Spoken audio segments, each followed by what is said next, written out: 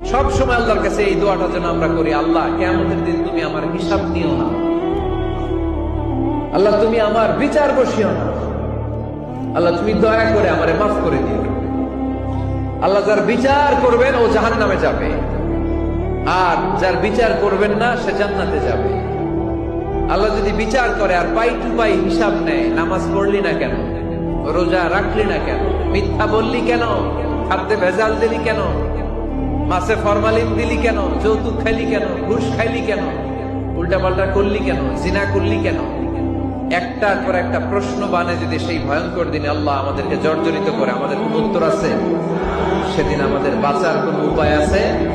তাই আমরা সবাই আল্লাহর কাছে দোয়া করবো, আল্লাহ কোনো বিচার টিচার মানি না, কোনো বিচার করতে পারবো না, দয়া করবা। কথা কয় না? কি করবে? এবার আওয়াজ করে বলেন, বিচার চান না দয়া চান?